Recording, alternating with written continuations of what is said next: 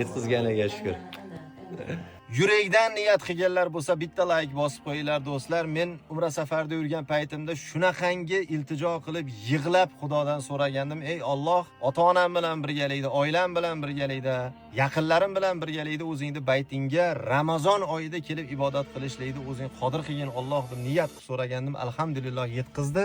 Mana ota-onam uchun va oila uchun, ammajonim uchun, ammajonim ham bor. Alohida ammamga ham yo'llanma qildirib keldim. Inshaalloh birgalikda ko'ramiz do'stlar. Hali o'zlari bilishmaydi, reaksiyasi qanaqa bo'lar ekan. Hozir uyda o'tirishdi, uyda mehmonlar juda ko'p. Hozir kiramiz va bu umra yo'llanmasini topshiramiz. Allohimga behisob shukr kiramiz. Kayfiyatlar yaxshimi? Rahmat, Tanjoni sog' bo'lsin. Umra safarida yurgan paytimizda shunaqangi niyat qilgandim. Ey Alloh, shu Ramazon oyida o'zingni baytingga ota-onam bilan, yaqinlarim bilan, jigarlarim bilan birgalikda o'zing chaqirgin, o'zing yetkazgin deb niyat qilgandim. Allohimga behisob beadad shukr. Usmonali va Odinaxon mana bu meni eng katta ammam bo'ladi va hali bizni qishloqda aytadi-da, buvini o'rniga buvi deydi-yu, ana shu meni buvim bo'ladi, buvijonim mana.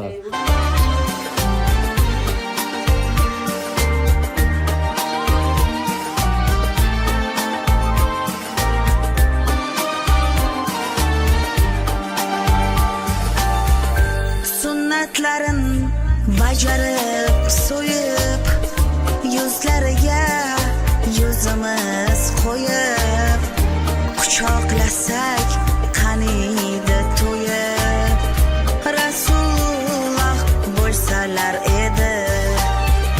Sunnatlarim bajarib, so'yib, yuzlariga yuzimiz qo'yib, quchoqlasak qaniydi to'yib.